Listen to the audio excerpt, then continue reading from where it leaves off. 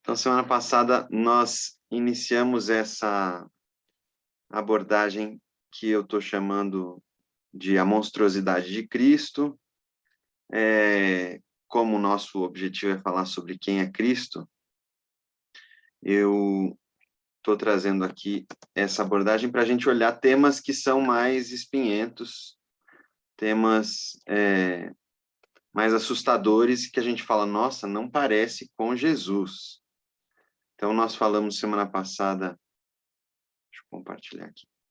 Falamos semana passada sobre o episódio de Abraão, no sacrifício de Isaac. Alguns elementos importantes que eu quero lembrar aqui com vocês. Deus não mudou. Então, ou Deus mudou de ideia, ou Deus é monstruoso, ou não estamos lendo direito, foi o que a gente conversou. Não vou passar por tudo isso, mas falamos como a Bíblia não é um retrato completo, translúcido do caráter de Deus, a não ser por Jesus, pelo Filho. De resto, é um Deus um pouco obscuro, que a gente tem dificuldade de formar um retrato dele. Não é uma narrativa que quer se impor à realidade e a formatar. Enfim, vimos aqui o relato de Abraão. Alguns conceitos importantes que eu queria retomar é o da acomodação. Então, Deus falando no nível de compreensão que a gente consegue compreender. Então, ele precisa baixar e falar no nosso nível. Pergunta é como conversar com bárbaros, como se apresentar a assassinos compulsivos, como se inserir no meio de adoradores da guerra, como é o povo tribal. E nós também, né? Nós também adoramos a guerra, que nós sofisticamos tanto isso que não parece, mas a gente pode falar sobre isso também. Elementos importantes para entender essa dinâmica da gente com Deus. O mimetismo, a gente se imitar. Nós nos imitamos uns aos outros. Eu dei o exemplo da sincronia que dá para fazer com uma criança chorando, para entrar no ritmo dela e trazer ela para o nosso ritmo. Sobre neurônios espelho, que são neurônios que nós possuímos, que se espelham mutuamente ali dentro do cérebro, mas também são usados para que a gente consiga conviver, aprender a se comunicar, ter empatia, entender o que o outro está sentindo. E isso tudo está construído sobre esse princípio de quando Deus fez o ser humano, que fez a imagem e semelhança dele. Então, tem uma dinâmica de reciprocidade entre nós e Deus. Aí, a tese final dessa ideia de Abraão, de acomodação e mimetismo, que homens deformados enxergam um Deus deformado. E para Deus vir falar conosco, estando nós deformados, ele assume a nossa violência como sendo a dele. Nós somos feitos à imagem e semelhança um do outro. Isso não implica uma relação unilateral, ou seja, não é só que eu espelho Deus, mas também que ele nos espelha. Então, o melhor jeito de nos mostrar a nossa própria condição é ele assumir um pouco da nossa imagem e da deformação que isso significa, para daí fazer irromper a beleza da sua santidade. Vou falar um pouco mais de santidade hoje. Foi isso que Cristo fez na cruz, deixando explícito o que Deus sempre realizou desde a fundação do mundo. Então, a cruz, quando a gente olha para a cruz, a gente está vendo esse Deus que aceita ser deformado, que aceita absorver a nossa violência, até que a gente se enxergue, até que a gente enxergue também a sua disposição amorosa em vir em nossa direção e insistir em nós. Bom, hoje o nosso tema é a morte dos primogênitos, em especial a morte dos primogênitos no Egito. É um episódio do Êxodo. Nós vamos lembrar um pouquinho dessa história, entender como é que Deus assume esse papel de protagonista na morte dos primogênitos egípcios. Alguns princípios para a nossa conversa de hoje. Primeiro, Deus é um Deus que quer se revelar. é do desejo dele se revelar, é do interesse dele se revelar. Agora, ele tem um desafio para fazer isso. Por quê? Como um Deus que é tudo em todos se diferencia de nossas alucinações? Essa é uma pergunta muito profunda. Como um Deus que é tudo em todos, um Deus absoluto, soberano, universal, ele é tudo. Como ele vai se distinguir para se apresentar para a gente se ele é tudo? Ainda mais nós estando mergulhados em alucinações. Como um Deus que criou a realidade e, por isso, tem suas marcas em toda a criação, pode se fazer notar para além do que já existe. Deixa eu parar aqui e perguntar, vocês, deu para entender mais ou menos essa pergunta? Deus está em tudo, ele criou tudo, tudo carrega a impressão digital dele. Como é que ele vai falar, oi, Vitor, olha eu aqui? Como é que ele vai sair do meio do tudo que ele já é e falar, oi, olha eu aqui? É um desafio. Ainda mais se nós estamos mergulhados em confusões. A palavra alucinação significa falta de luz, né? Alucinado é aquele que está às escuras. Então, nas nossas alucinações, elucubrações, como é que Deus vai entrar e falar, oi, na verdade sou eu que fiz tudo, na verdade, olha eu aqui. Então, esse Deus que quer se revelar tem um desafio grande. Outro princípio para a nossa conversa. A morte é regra. A vida é que é exceção. Cristo, esse princípio de Cristo que a gente tem construído, Cristo é esse que preserva a vida apesar da nossa pulsão de morte. Por todo lado, nós, desde o início da história da humanidade, nossa disposição é de assassinato, de fratricídio, de egoísmo, de caos generalizado. A vida é que é a exceção. Tanto que, quando a gente trata da questão do aborto, por exemplo, esse é um dos argumentos importantes de que ninguém consegue produzir vida. Um cientista num laboratório, 1000 cientistas num laboratório não conseguem juntar um espermatozoide e um óvulo e fazer por vontade a vida acontecer ali. Daí a gente vê tantos casais que lutam para engravidar, precisa fazer várias inseminações para alguma dar certo, porque a vida é a exceção. Quando cada um de nós foi a exceção de bilhões de espermatozoides que fracassaram, né? É assim mesmo. A vida no cristianismo, na visão judaico-cristã, é um milagre preservado por Deus e mantido por Deus. Aqui, esse arco-íris nos lembra de um episódio importante que a gente vai lembrar hoje, que é do dilúvio. O dilúvio foi o caos, as forças da natureza sendo liberadas sem controle nenhum, matando todo mundo, exceto uma família que Deus preservou. Então, essa persistência de Deus em preservar a vida. Outro princípio é o do fractal. Quanto mais particular, tanto mais universal. Eu botei ali a figura de um brócolis, porque eu acho o brócolis sensacional, não só pelo gosto, mas também porque ele é uma arvorezinha de uma arvorezinha de uma arvorezinha, né? Quando você olha o brócolis, você vê que cada braço dele pode ser dividido em outros bracinhos, que são outras arvorezinhas. Esse é o princípio do fractal, que é, sei lá, da geometria, da física, não sei de onde é.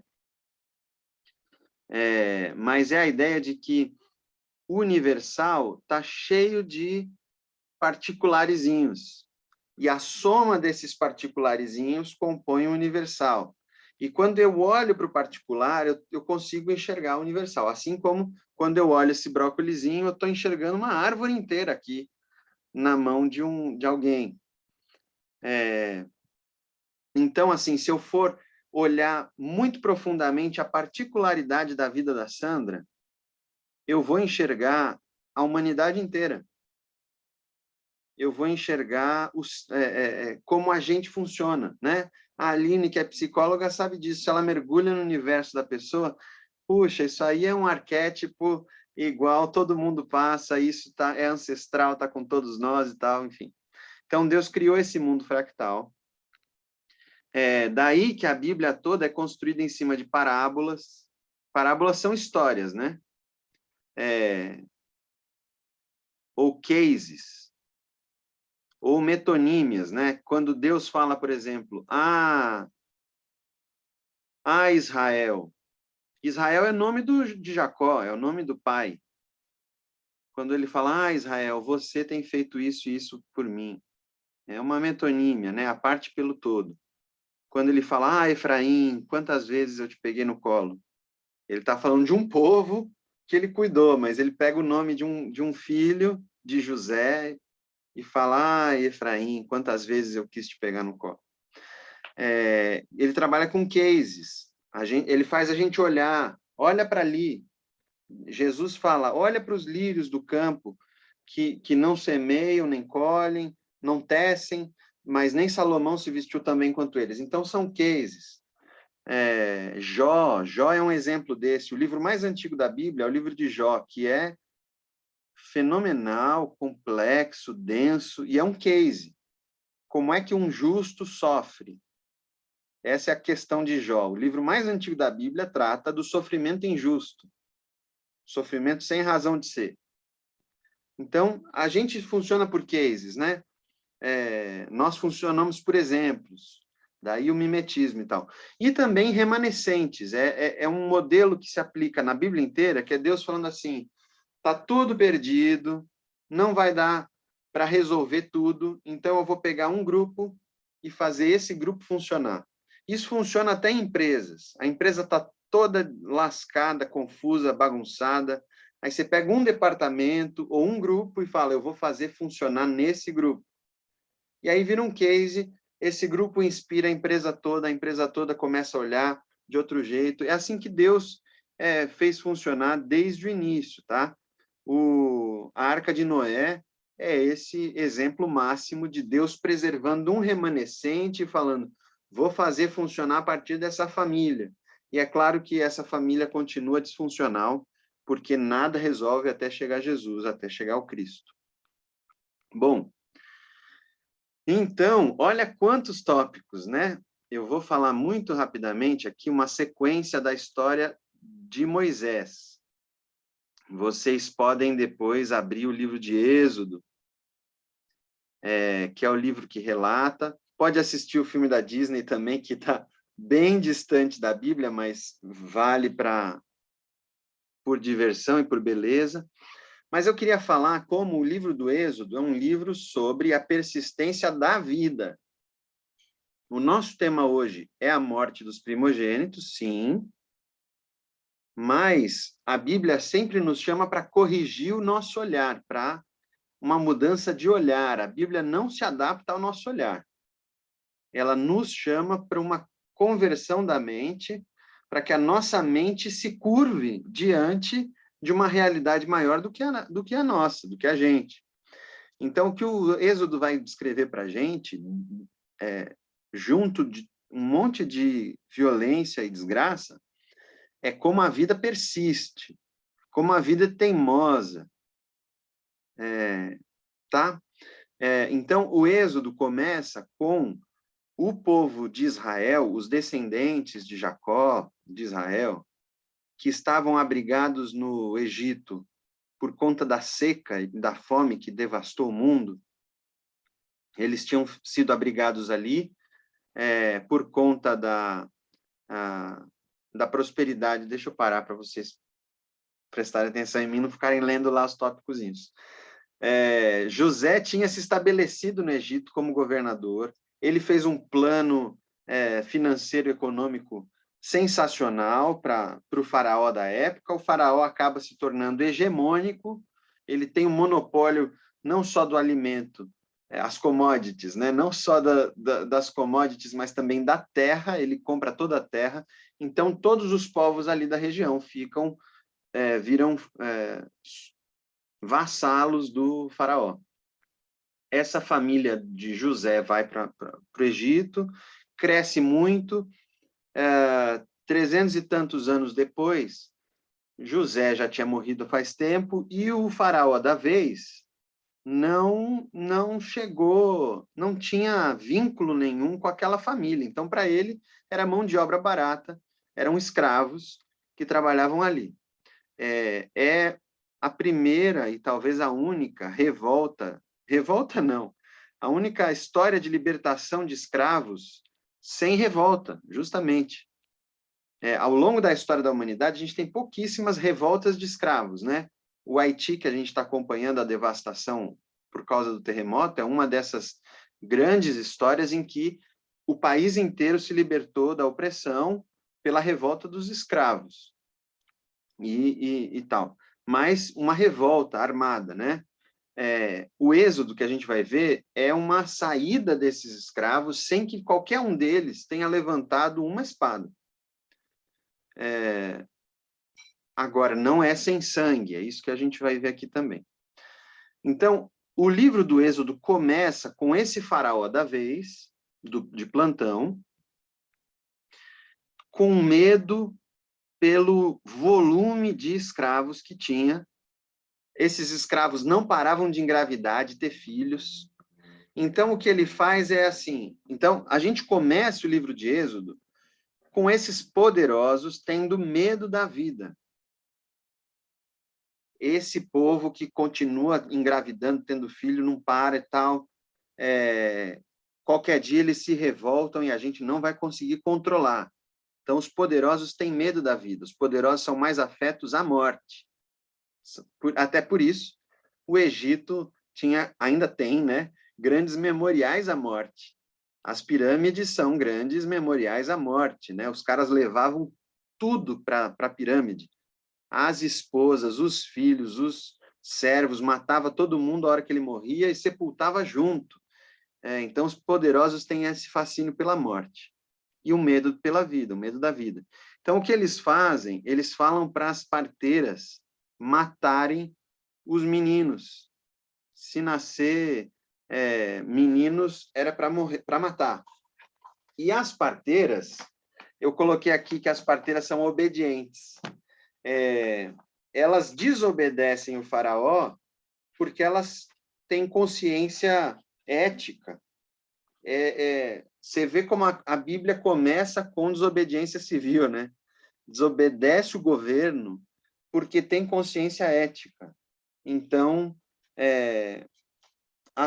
a Bíblia diz assim, Êxodo 1, o rei diz o seguinte: quando vocês forem lá servir as mulheres hebreias, verifiquem se é menino ou menina. Se for menino, matem. Se for menina, deixem viver. As parteiras, porém, temeram a Deus e não fizeram o que o rei do Egito lhes havia ordenado. Pelo contrário, deixaram viver os meninos. E aí o rei até pergunta, mas escuta, por que vocês fizeram isso? Por que vocês não estão matando os meninos, como eu falei? E as parteiras respondem assim: é que as mulheres hebreias não são como as egípcias. Elas são fortes, elas dão à luz antes que a parteira chegue. Deram um embromation lá, uma rebolada para responder. E diz que Deus foi bom com as parteiras e o povo aumentou e se tornou muito forte. Então, a vida teimosa continuava insistindo. O rei mandou matar os bebês do sexo masculino, faraó. E a vida persistindo, se multiplicando. Então, a gente tem essa sequência aqui. Depois, a gente tem a mãe de Moisés. A mãe de Moisés dá à luz um menino. O menino perdão, antes disso, tem mais uma ordem do faraó. O faraó, não satisfeito, ele fala assim: joguem no rio Nilo todos os meninos hebreus que nascerem. Ou seja, já que as parteiras não me obedecem, o povo todo decreta essa lei que qualquer menino hebreu que nasceu vai virar comida de jacaré. Então, o livro do Êxodo começa assim. E aí, uma mãe dá à luz um menino, ela acha que esse menino é muito diferente, ele é muito especial. Claro, toda mãe acha isso. Mas essa não muda de ideia de jeito nenhum e esconde o menino por 3 meses, não podendo mais esconder o menino, ela faz um cesto de vime e cobre esse cesto com, perdão, de vime não, de junco, né? E cobre esse cesto com betume e piche, que é uma expressão típica da Arca de Noé, que é cobrir para impermeabilizar, né? Então, esse cesto tem um paralelo com a Arca de Noé. Moisés vai ser colocado no mar, né, no rio Nilo, que é a água ali, e dali ele vai ser retirado. Tem uma irmã que fica ao lado, ela fica acompanhando para ver se o menino vai sobreviver. Tem uma mãe adotiva, que é filha do faraó, que olha para a criança e fala, puxa, você vai morrer se ficar aqui, você vai ser meu filho, e adota ele. Depois ela chama, a irmã de Moisés está ali por perto, ela fala, escuta, você quer que eu vá chamar uma das hebreias para servir de ama de leite, e criar a criança para a senhora? E a filha de Faraó fala, sim, vai. E o menino é amamentado e fica com a mãe até ser desmamado. Então, a gente tem essa mãe voltando à cena no anonimato, como uma ama de leite anônima, que não era ninguém, mas que era a própria mãe de Moisés. Veja como a gente vai estabelecendo um contraste muito grande entre os poderosos, que são assassinos e temem a vida, e os humildes e oprimidos que persistem, que são teimosos, que continuam. Depois, a gente tem Moisés já velho, tá? Aos 40 anos. A história dá um pulo e Moisés já está velho. Ele vê um egípcio espancando um hebreu e, vendo que não havia ninguém por perto, ele próprio mata o egípcio. Então, a gente tem Moisés aqui entre dois grupos, né? Ele não é nem egípcio nem hebreu, ele é hebreu de nascimento, mas tem nome de egípcio, porque Moisés é um nome egípcio, como Ramsés, tem essa conotação, soa egípcio, né? Ele foi educado no palácio, ele sabe todas as ciências do Egito, mas, na hora do vamos ver, ele quer defender os hebreus, mas quer defender pelo poder. O que ele aprendeu foi a linguagem do poder, a linguagem da opressão. Então, na hora que ele se identifica com os hebreus, ele fala, vou defender o meu povo agora. Vai lá e pá, mata o egípcio, como qualquer egípcio faria. Então, ele tenta um caminho que não é o caminho de Deus. Ele só está imitando a opressão. Depois, gente, depois vocês leem Êxodo de 1 a 10, é rapidinho, todo mundo consegue ler. Depois, ele foge, né? Porque percebem que ele não tem legitimidade entre o seu povo, não tem mais o status de egípcio, porque ele mais ou menos que traiu, né, a sua posição política quando ele se une aos hebreus. Então, ele foge do Egito e, no deserto, ele encontra abrigo e família junto aos midianitas, que é um outro povo, parentes, mas outro povo. Ali ele tem um filho com uma das filhas de um sacerdote lá, e dá a ele o nome de Jetro. Não, perdão, de Gerson, que quer dizer imigrante. E ele fala, porque eu sou forasteiro, eu sou estrangeiro nessa terra. Então, ele se converte em imigrante, em peregrino, ele começa a assumir uma nova identidade aqui. Depois disso, a gente tem... Nossa, preciso correr, né? Depois disso, a gente tem ele sendo chamado por Deus no meio de uma sarça ardente. Uma sarça é um arbusto que os antigos pais da igreja falavam que era um arbusto de espinhos. Os espinhos são aqueles que nasceram da terra por causa da maldição da nossa rebelião e que depois coroam o Cristo. Então, do meio desses espinhos em chamas, uma chama que não queima, que é típico desse caráter de Deus, Deus fala assim: ouvi o pedido de libertação do teu povo. Ouvi e lembrei das promessas e tal. E a gente pode sempre se perguntar, sempre que Deus fala, lembrei, ouvi, a gente pode pensar assim: se Deus me espelha e eu espelho Deus, é possível que não é ele que esteja ouvindo e lembrando, é o povo que agora, que está num sofrimento pior, se lembra e pede a Deus e quer ouvi-lo, né? Então, Deus cria essa reciprocidade. Fala, Lucas, vamos tomar um café? Porque eu quero te ouvir. E nessa de eu quero te ouvir, você me ouve, né? Nasce essa boa reciprocidade.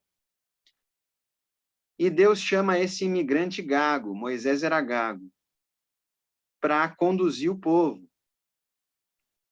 Ou seja, Deus começa a mostrar para Moisés que o caminho não é o caminho dos poderosos, não é o caminho da opressão, não é o caminho da hegemonia, é o caminho do vulnerável, do fraco, do improvável. Moisés não tem certeza da sua identidade, ele não sabe quem ele é, não sabe quem Deus é. Ele fala, mas quem que eu vou falar que está me chamando? Quem é você? É aqui que Deus revela aquele nome que a gente olhou no encontro retrasado, que é Yahvé. Olha, quando você for lá, você diz que o eu sou, a própria existência, eu sou a existência. A existência está te mandando, está te enviando.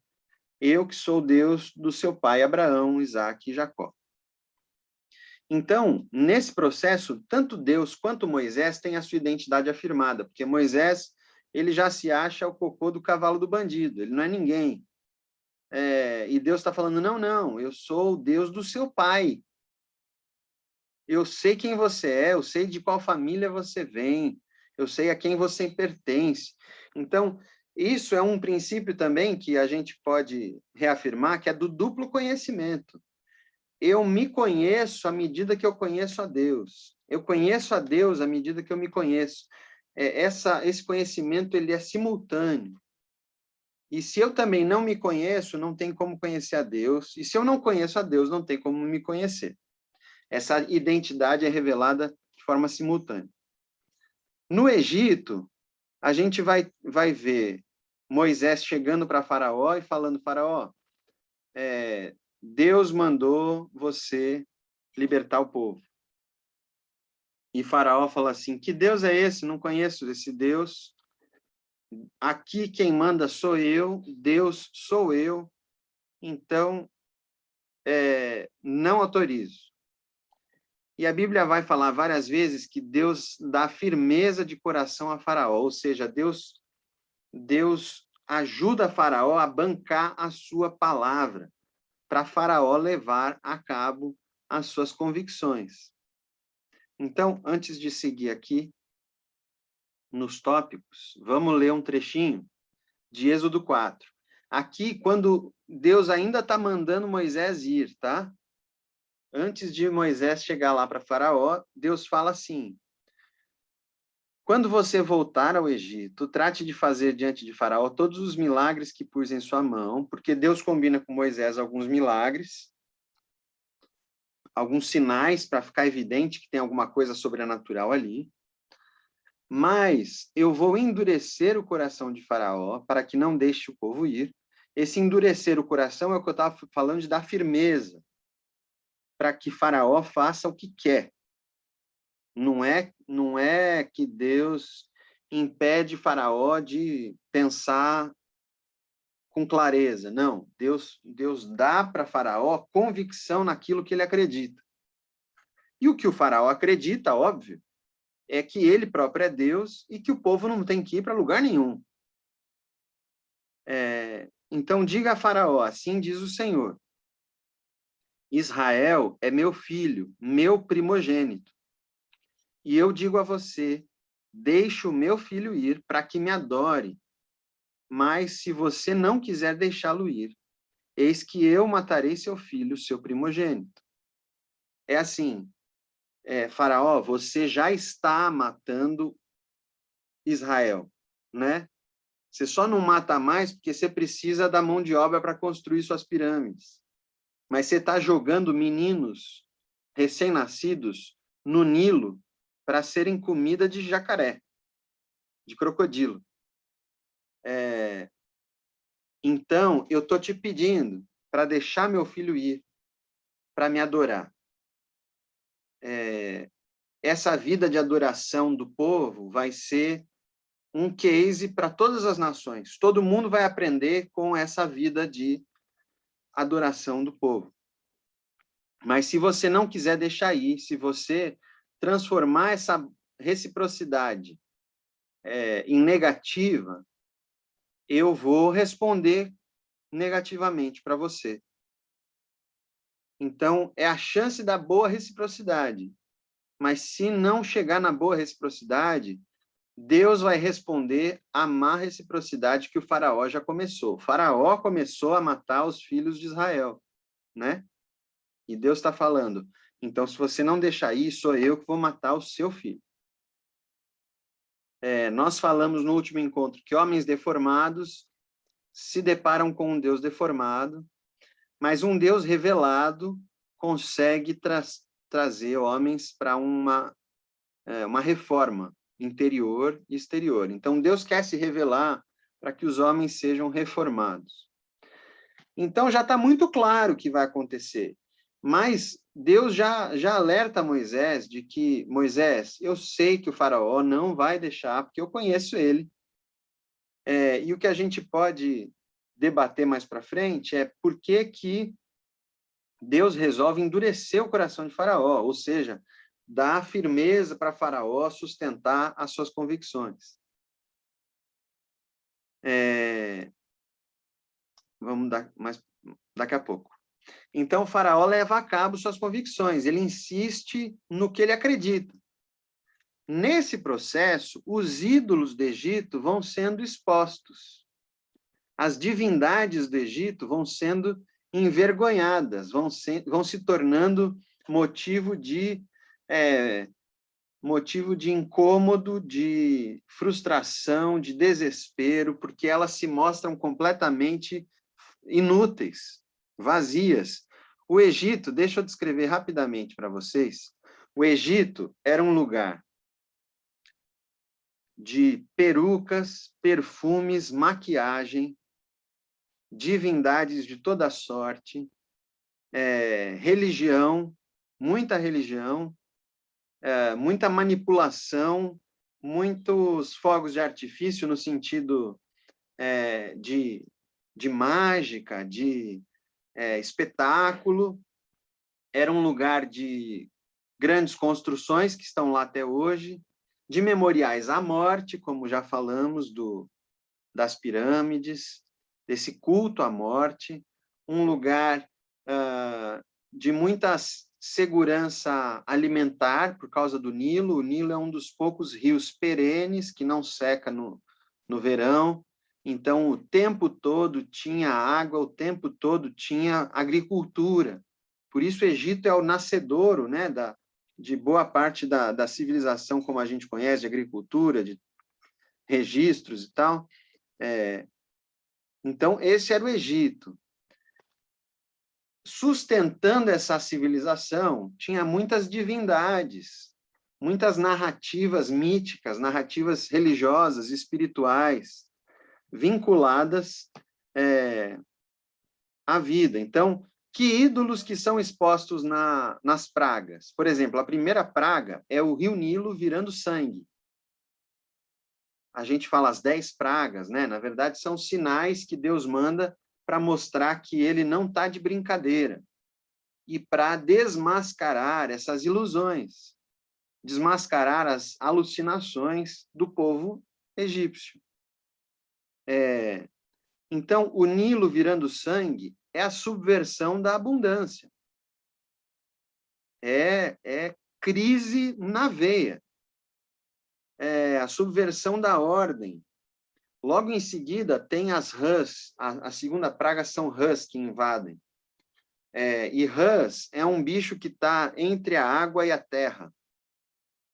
É um sinal de que os limites da existência estão sendo dissolvidos. A rã vive na lama. Então, água e terra estão em crise. É muito parecido com o que aconteceu com Noé, no dilúvio. As forças da natureza estão sendo liberadas para o caos. Então, a ordem egípcia, que era uma ordem muito bem sustentada, ela é subvertida. A religião, cada coisa que acontece, o faraó chama os magos para tentar reproduzir. Então, se Moisés faz alguma coisa, faraó chama os magos e fala, tenta fazer também. Se eles conseguem, faraó fala, então, esse Deus teu não presta para nada, porque os meus magos também conseguem fazer. Até o ponto que os magos não conseguem mais reproduzir. Isso é na praga dos piolhos. Imagina o que é a praga dos piolhos num mundo de perucas. Porque o Egito é uma terra de perucas. De beleza, de vaidade. Uma terra de civilidade. De repente, tem mosca para todo lado, é a praga das moscas. Os animais são mortos.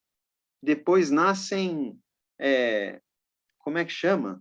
Nascem feridas no corpo das pessoas, e elas não conseguem mais ter a sua vida normal. Então, a crise vai se avolumando, a agricultura, Deus manda granizo, que destrói os campos, depois manda gafanhotos, que acaba com o que sobrou dos campos, depois vem trevas e ninguém mais enxerga nada. Ou seja, aqui cai também o ídolo da autonomia, deles acharem que controlam alguma coisa. Depois cai o ídolo da própria nação. Chega uma hora que os magos falam para o faraó assim, faraó, o país está em colapso. Para com isso, libera logo esses caras, porque não vai sobrar Egito depois. Então, a própria noção de país, de nação, entra em ruína. Então, nesse processo das pragas, os ídolos vão sendo expostos, vão sendo derrubados. Então, os poderosos vão sendo humilhados e o próprio poder é subvertido, cortado na raiz. E isso acontece de maneira especial na morte dos primogênitos, que a gente vai entrar agora. E a vida, que é o nosso tema, a persistência da vida, é preservada no remanescente. Até quando tem a praga, por exemplo, da escuridão na terra dos hebreus, ou dos israelitas, não está escuro, eles conseguem ver a luz, eles conseguem continuar vivendo normal. Então, a vida é preservada. Enquanto Deus vai soltando essas forças da natureza, uma vida é preservada no remanescente. Bom, um dos trechos aqui da última praga, que é a morte dos primogênitos, Deus anuncia o seguinte. Primeiro, é interessante como a Bíblia registra. Moisés diz, assim diz o Senhor. A Bíblia é madura o suficiente para dizer, olha, aqui é boca de Moisés falando que Deus falou. Então, não necessariamente é assim que Deus falou. É interessante, né? Tem horas que está escrito assim, então Deus disse a Moisés, pá. E tem horas que diz, Moisés disse, assim diz o Senhor. Então, é diferente, mas a gente acredita que fiel dentro do que, do que pode ser a linguagem, né? Bom, assim diz o Senhor, perto da meia-noite, passarei pelo meio do Egito. Ou seja, é a ideia de Deus presente no meio. Deus presente no meio é perigo para nós rebeldes, né? Então passarei pelo meio do Egito, e todo primogênito na terra do Egito morrerá. Desde o primogênito de Faraó, que se assenta no seu trono, ou seja, que daria continuidade do governo, que daria sequência a esse modo de existir, até o primogênito da escrava que moe a farinha, ou seja, do mais baixo do nível, e todo primogênito dos animais, ou seja, vocês estão num barco só. É o dilúvio, em doses menores. Por maior que isso pareça para a gente, é menor do que o dilúvio. O dilúvio matou todo mundo, exceto uma família. Aí Deus segue, haverá grande clamor em toda a terra do Egito, como nunca houve antes, nem haverá jamais. Olha só, é a última vez que isso vai acontecer. É a primeira e a última. Porém, contra nenhum dos filhos de Israel, desde os homens até os animais, nem mesmo um cão rosnará, para que vocês saibam, ou seja, qual que é o alvo disso? Por que eu estou fazendo isso? Para que vocês saibam que o Senhor fez distinção entre os egípcios e os israelitas. E aí, na sequência, o Senhor diz, Faraó não vai ouvir vocês para que as minhas maravilhas se multipliquem na terra do Egito. Aí a gente volta para aquela questão inicial. Como é que um Deus que é tudo, está em todos, está na estrutura da criação, pode se fazer perceber? Como é que ele aparece? Se ele já está numa flor, numa abelha, se ele está num sol nascendo, na lua, numa mulher parindo. Deus está revelado ali, mas não enxergam. Ninguém dá atenção, ninguém dá ouvidos. Como é que ele se faz notar? E aí ele mostra que um dos jeitos que ele faz é fortalecendo aquele que se opõe a ele, que é o faraó, no caso, fazendo assim, falando assim para ele, vai fundo, faz o que você tem vontade, vai com as suas convicções até o fim, leva a cabo a sua ideologia, aquilo que você prega, viva. É como se Deus deixasse acontecer. Isso aconteceu muitas vezes ao longo da história, gente. Muitos grupos se colocaram como salvadores do mundo e Deus falou, vai sim, faz tudo que você tem vontade. E aí esse grupo começa a matar os opositores e começa a se estabelecer e começa a ser tirano. É assim ao longo da história da humanidade. Mas o que acontece aqui é que Deus consegue, no meio dessa desgraceira toda, se revelar, ele consegue preservar Israel. Então, como eu falei lá atrás, a regra é a morte. A exceção é a vida. Então, aqui, o milagre, as maravilhas, é esse povo ser preservado, é o povo de Israel conseguir passar ileso, sem levantar uma espada. Essa é a distinção de Deus. Ou, na linguagem bíblica, a santidade. Ele não é como os nossos ídolos, como as nossas alucinações. As nossas alucinações são sombras jogadas sobre a existência que precisam ser iluminadas por Deus. E, ao serem iluminadas por Deus, desaparecem. Aqui a gente tem um quadro dos egípcios chorando a morte dos primogênitos e a ruína dessa civilização, né? Aquilo no que eles confiavam faliu, não sustentou. Isso é útil nas mãos de Deus para que ele se revele como ele é. Aqui mais um trecho, na verdade devia ter colocado antes, né? Capítulo 9, esse, de como funciona essa ideia de case ou de fractal. O Senhor disse a Moisés: levante-se de manhã cedo, apresente-se a Faraó e diga-lhe: assim diz o Senhor, o Deus dos Hebreus, deixe o meu povo ir, para que me adore, pois desta vez enviarei todas as minhas pragas sobre o seu coração, sobre os seus oficiais e sobre o seu povo, para que você saiba que em toda a terra não há ninguém que seja semelhante a mim. Eu não sou como esses deusezinhos que vocês construíram. Pois eu já poderia ter estendido a mão para ferir você e o seu povo com peste, e você teria sido cortado da terra. Ou seja, a morte não é excepcional. A vida é excepcional. A morte é regra. Todo mundo vai morrer, é só questão de tempo. Se Deus quisesse ter matado, ele mataria na hora. Mas, em verdade, foi para isso que eu o mantive, para mostrar a você, Faraó, o meu poder e para que o meu nome seja anunciado em toda a terra. Você ainda vai se levantar contra o meu povo para não deixá-lo ir? E como é que é esse poder que Deus mostra? É o poder que escolheu o imigrante gago para libertar os escravos oprimidos, que não levantaram uma espada e saíram cheios de ouro e de possessões, de posses dos egípcios.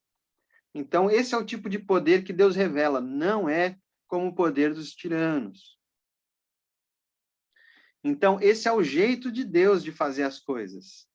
Depois que eles saem do Egito, o que a gente chama de Páscoa, né? Depois que tem a morte dos primogênitos, eles saem, o faraó manda embora e tal. Deus diz assim para Moisés: consagre-me todo primogênito, todo primeiro que sair do ventre de sua mãe, entre os israelitas, tanto de homens como de animais, é meu. O jeito de consagrar o primogênito era um sacrifício, como se o sacrifício representasse aquele primogênito. Mas a ideia é que todo primogênito não se pertence. Eu, que sou primogênito, né, e unigênito, sou filho único, eu não sou dono de mim mesmo, eu não me pertenço, eu não posso fazer o que eu quero. Eu pertenço a Deus. Os primogênitos, naquele contexto, representavam o rumo da sociedade. O que vai ser de nós? O que for dos primogênitos. Os primogênitos é que herdarão tudo. Então, o primogênito é o cabeça, significa que ele vai adiante e todo mundo vai atrás. Se o primogênito não se pertence, é de Deus e serve a Deus, todo mundo vai atrás. Também Deus institui que aquele trauma, mas também aquela passagem vai se tornar um memorial de vida, de celebração. Então, naquele mesmo dia, vocês dirão a seus filhos, isso ele instituindo a cerimônia de Páscoa que teria que ser comemorada todo ano. Isto é pelo que o Senhor nos fez quando saímos do Egito, e será como sinal na mão de vocês, por memorial entre os seus olhos, para que a lei do Senhor esteja na sua boca, pois com mão forte o Senhor os tirou do Egito, portanto guardem esta ordenança no tempo determinado de ano em ano. Deus estabelece um memorial, um monumento dessa libertação, de como a vida atravessa a morte, dessa experiência. E isso tudo contando com aquela acomodação que a gente falou no último encontro. Veja que Deus quer ser identificado aqui como um Deus que tem mão forte. Para um povo tribal que estava saindo para o deserto e encontrar todo tipo de adversidade, era fundamental que eles se vissem cercados por um Deus que tem mão forte. Mas esse Deus continua sendo Cristo, que em cada circunstância, em cada contexto, precisa ser enxergado com a face que lhe cabe. A pergunta é: qual é a face de Cristo que a gente vê em cada aspecto dessa história? A história do Êxodo é sobre como a vida triunfa através da morte, não sem morte. A morte é a regra. O grande milagre é a vida que irrompe do meio da morte. Como Deus falou ali, se eu quisesse te matar, era muito simples, era muito rápido. Eu não quero isso. O que eu quero é que você me conheça. O que eu quero é que a vida brote, que vocês enxerguem a vida diante dos seus olhos. Eu encerro por aqui e quero ouvir vocês. O que ficou claro, o que precisa de mais conversa.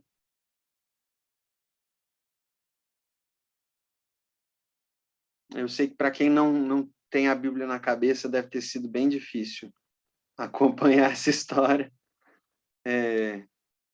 Mas e aí, o que vocês me dizem?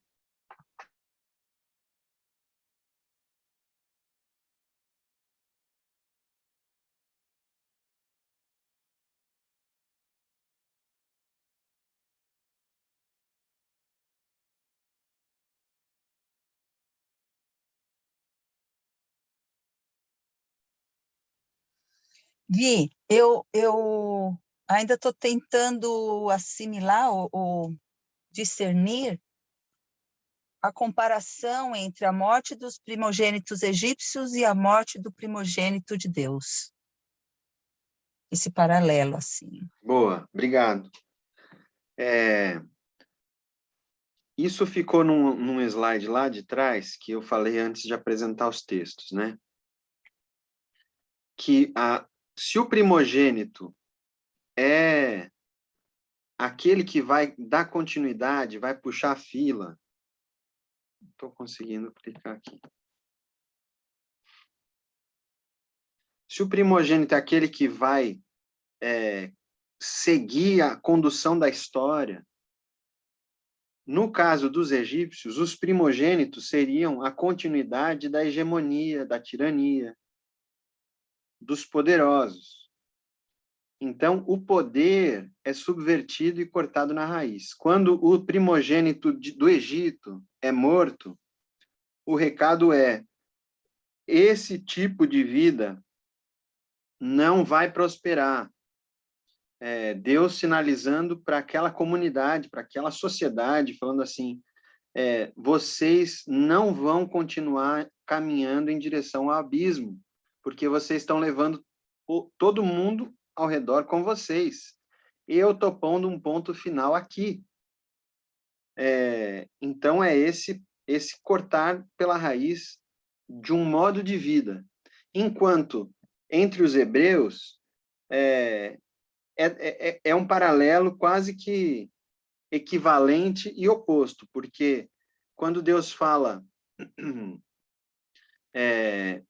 que o primogênito hebreu precisa ser resgatado, redimido, ou seja, matar um cordeirinho por conta daquele primogênito, Deus está falando assim: ele está morto, o teu filho morreu, esquece ele, agora ele vai viver para mim. É uma morte para a vida. Você não se pertence mais, você é meu, e aí, se todos os primogênitos são meus, essa sociedade vai caminhar em direção à vida, não vai para a morte como os egípcios estavam indo. Então, aquele modo de vida, de cultuar a morte e de oprimir uns aos outros e de construir uma civilização de morte, vai acabar. E esse grupo de Zé Ruelas que vocês eram, que eram escravizados, liderados por um gago imigrante, desse grupo eu vou dirigir a próxima geração e toda a próxima geração em direção à vida. Fez sentido? Essa figura do primogênito. Ok. Legal, obrigada. Vou só O Hans ali não sou eu, tá? Mas sou eu. Vou mudar aqui. Guilherme, talvez só ainda, só ver se eu consegui entender, né? Na pergunta da Eloy. É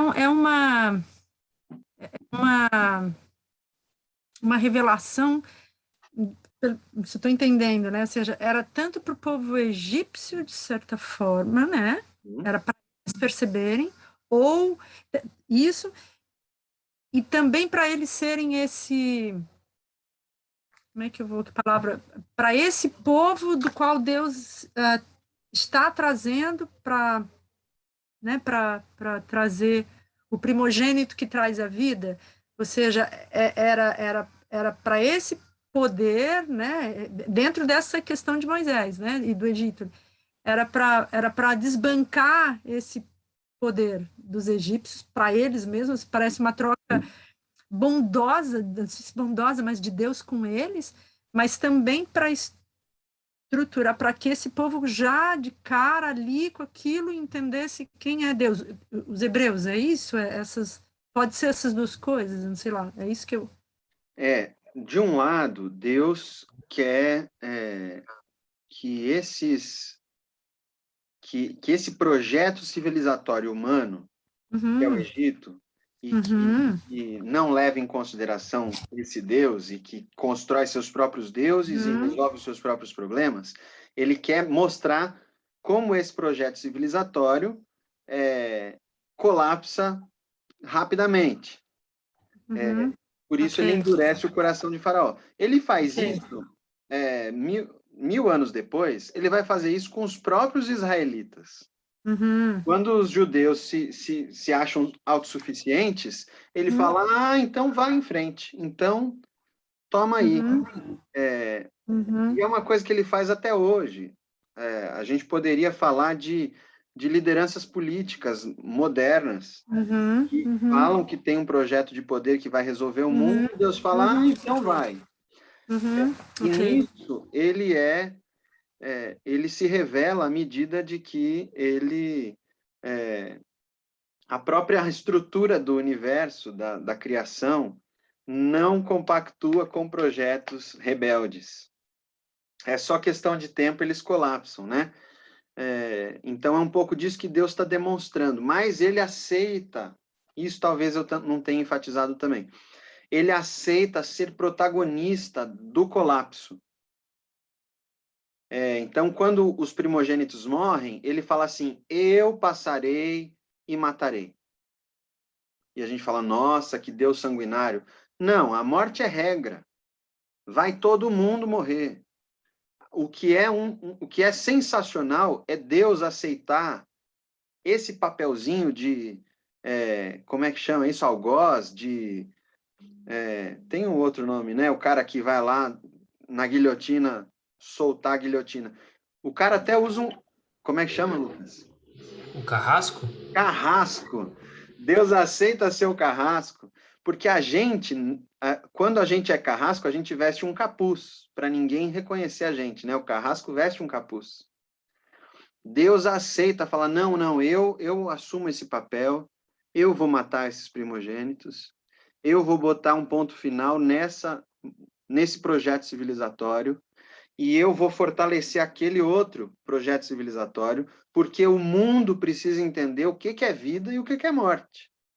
Então, eu preciso de cases. Aqui vai ser um case de fracasso, ali vai ser um case de sucesso.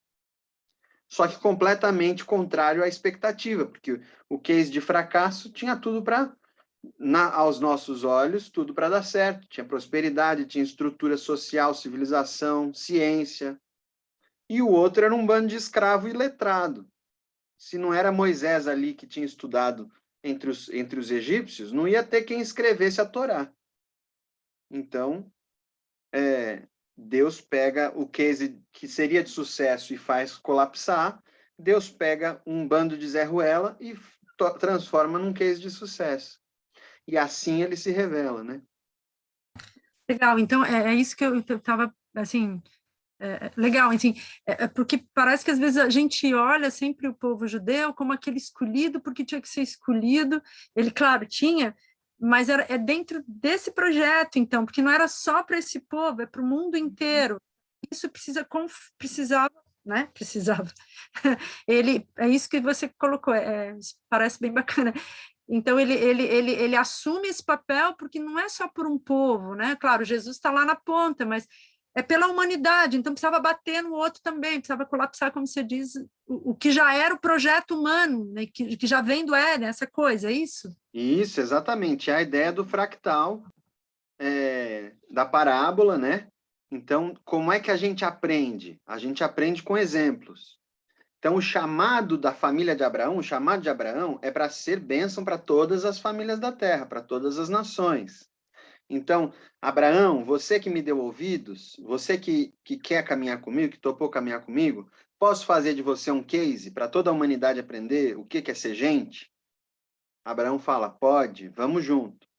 E assim vem toda a família de Abraão até Jesus construindo esse case, para bem e para mal, porque a Bíblia muitas vezes fala que o juízo começa pela casa de Deus, né? Então, se é case, precisa dar certo. E se precisar dar certo, Deus vai fazer o que tiver que ser feito para dar certo.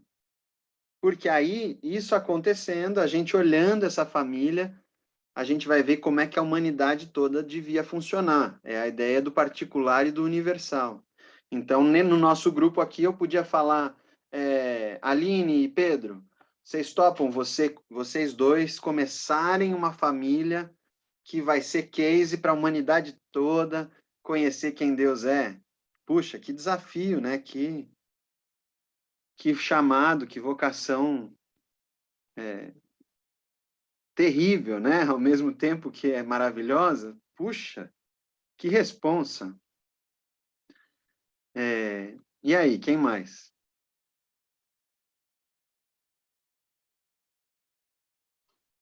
Muita coisa, né?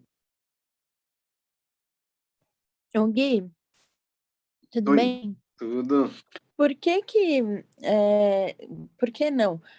Por quê? Por que que Deus não é considerado cruel por usar a morte com essa forma didática de trabalhar?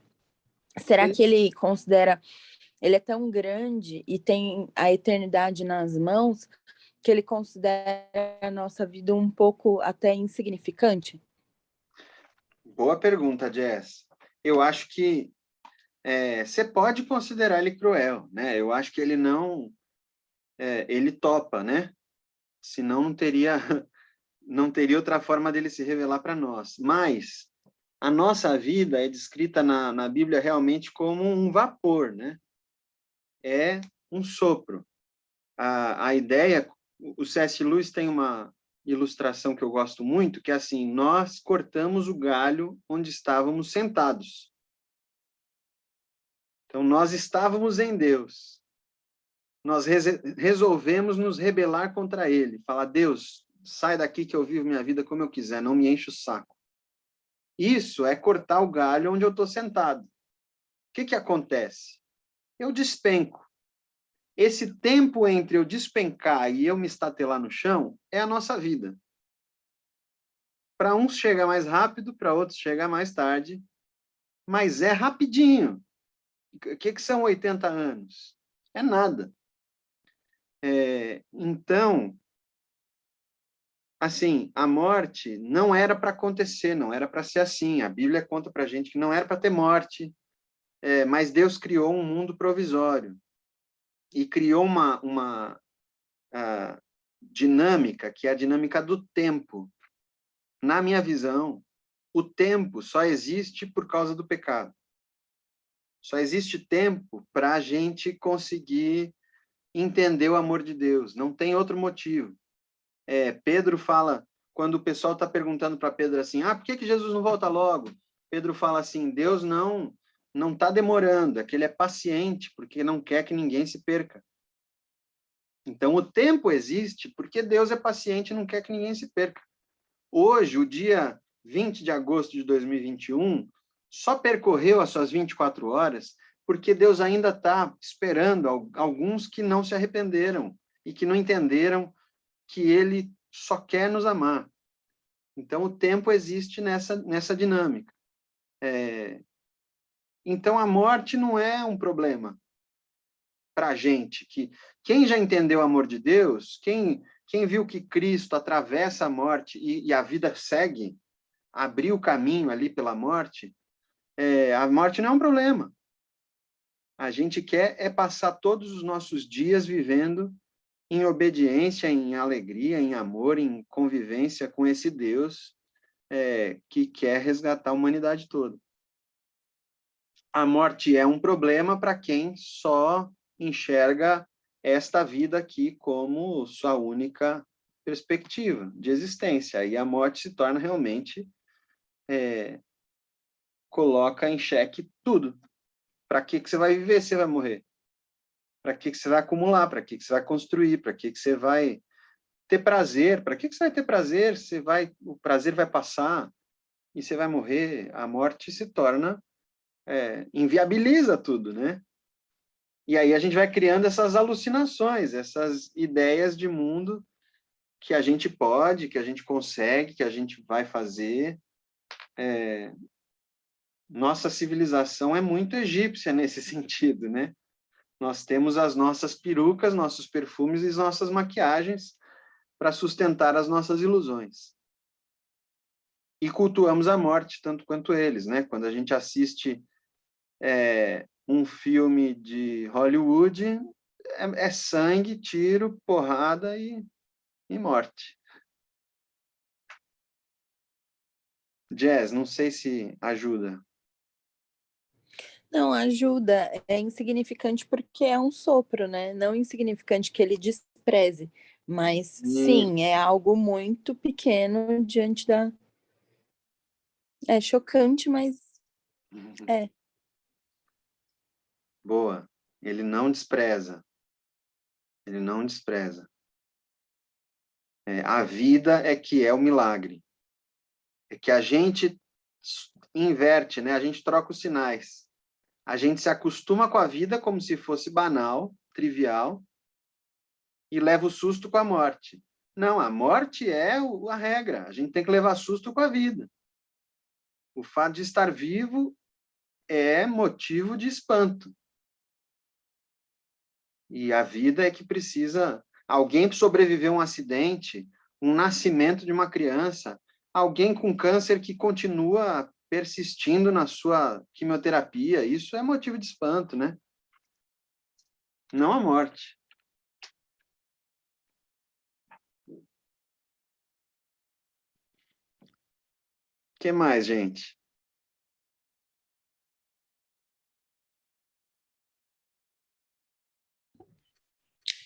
Gui, eu fiquei pensando bastante na ideia de que parece que no Antigo Testamento Deus mostra mais com as coisas, assim, ou com o mundo, com uma coisa um pouco mais cósmica, o que eventualmente ele vai poder mostrar com a personalidade. Então, até esses dramas se internalizam, talvez.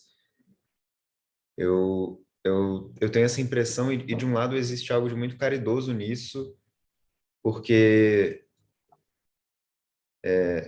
talvez seja nesse espaço da personalidade humana, da relação humana, que existe um espaço de criação, assim, que é um pouco o que ele faz no começo. Ele cria a imagem e semelhança dele, e existe o pecado, mas a gente se aproxima quando esses dramas cósmicos, assim, que matam trocentos primogênitos, e eles passam a se apresentar na imagem do Cristo. E aí posso dizer, o case não é mais um evento, mas uma personalidade. Não sei o quanto tem isso de... Você falou, né, do fractal, do um que é múltiplo. E eu fico pensando um pouco nisso, assim, porque parece que... E assim, eu conheço pouco do Antigo Testamento. Eu conheço o Gênesis e depois conheço mais coisas do Novo. Mas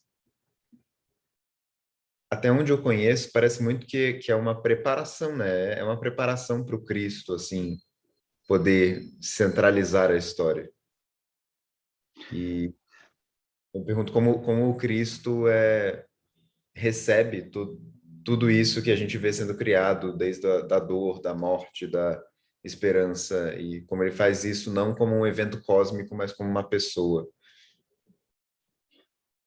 Muito bom, Pedro. Existe É que assim, o hebraico e os hebreus são muito concretos, né? Então, você não tem conceitos, você tem atos, você tem gestos. Por exemplo, no hebraico, para você falar todos do sexo masculino, quando você lê na Bíblia todos do sexo masculino, no original é todos que mijam em pé. É grosseiro, né? Aí a gente traduz todos do sexo masculino. Porque eles não têm um conceito de sexo nem de masculino. É aqueles que mijam em pé. No Novo Testamento, a gente vai ter conceitos, porque a língua grega já está muito bem estabelecida, os filósofos já esticaram toda a língua grega para cobrir todos os conceitos que poderiam existir, e aí a gente consegue traduzir mais próximo da gente, né? A gente já é criado nesse mundo do abstrato, né? E aí o João, quando ele escreve, ele fala, no princípio era o Logos. O Logos é esse padrão, esse Cristo que a gente está tentando construir aqui. E o grande espanto de João é que esse Logos, que estava com Deus, era Deus, por meio dele tudo foi feito, sem ele nada do que foi feito se faria. Esse Logos se fez carne e habitou entre nós. Nós o apalpamos, vimos sua glória. Então, é justamente que a ideia de Deus, o caráter de Deus, a maneira como Deus é, e sempre foi ao longo do Antigo Testamento, vestiu carne humana e veio caminhar com a gente, sentir dor junto com a gente, e revelar Deus de dentro da história. É como se Deus, de certa forma, estivesse fora da história, trabalhando em parceria com a família de Abraão e com outros, mas que em dado momento ele entra na história, e no momento que ele entra na história, tudo vira de ponta cabeça. E a gente passa a enxergar, puxa, era isso que ele estava tentando dizer desde o início. Então, eu acho que o Antigo Testamento é, sim, uma preparação para o Cristo, mas sempre foi o Cristo ali. Para mim, não tem mudança nenhuma. Inclusive no seu aspecto mais violento, porque ele reflete a minha violência, como Cristo refletiu a minha violência em si mesmo na cruz. Então, não sei se eu respondi, mas é assim, que ele assume carne humana, né? A palavra reflete, acho que não sei se deu 5 minutos aqui, mas a forma como você trouxe, ela parece muito forte, né? Reflete, em geral, a gente usa como representa, mas não, é reflete mesmo, né? Você se vê ali, que depois se vê no Cristo e não no mundo todo, ou no cosmos, ou no Logos. Essa, para mim, tem sido uma das formas mais transformadoras de ler o Antigo Testamento. Eu entender que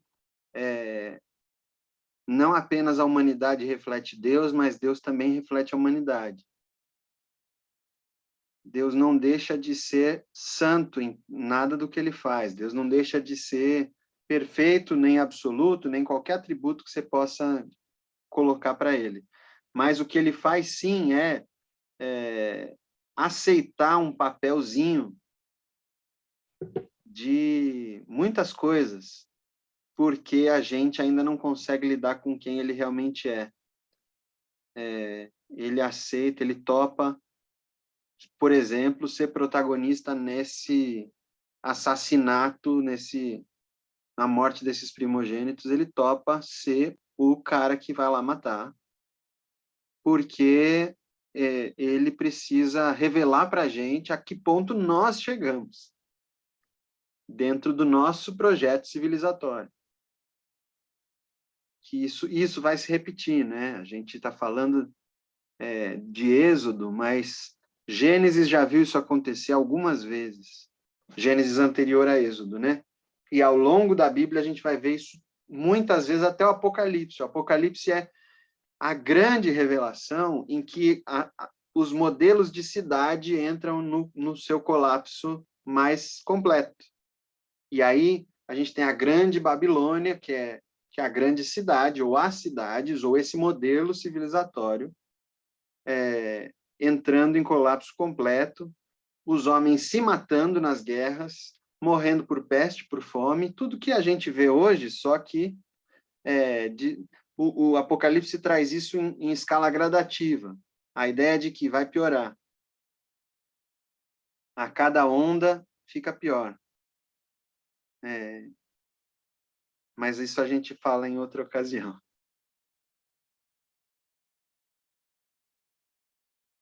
Lucas, deu para acompanhar? Você não estava no nosso último encontro? Não sei se ficou muito fora aí do alcance. Como é que você me diz? Não, tentei pegar o bonde andando, mas acho que rolou, assim. Você consegue entender essa ideia assim de que Deus aceita ser visto como um monstro? Porque é o único jeito dele refletir a nossa monstruosidade e se revelar a nós. Naquele contexto, ele estava em meio a povos tribais, guerreiros, e que foram libertos do maior império da época, sem levantar um dedo, mas experimentando esse Deus meio desconhecido ainda, totalmente desconhecido, e que matou os primogênitos dos egípcios. E que poderia ter matado os nossos primogênitos, né? Os nossos, se a gente fosse hebreu, poderia ter matado os nossos, mas não quer matar os nossos. Ele quer que os nossos vivam para ele, que os nossos primogênitos sejam dele. Faz sentido? É bem maluco, né? Mas acho que sim. Ele não quer Às ser vezes um Deus bonitinho, entendeu? Ele não Sim. está preocupado em ser um Deus intocável e que não bota a mão na sujeira. Uhum. Sim, nesse ponto nesse ponto acho que é uma lição também de como eu faço isso assim muitas vezes, né? Por exemplo,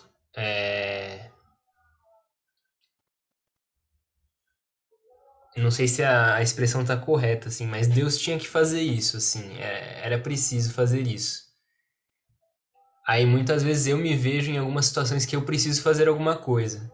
Só que eu sei que eu vou ser visto como um carrasco, como né? Vai pegar mal, assim. Uhum.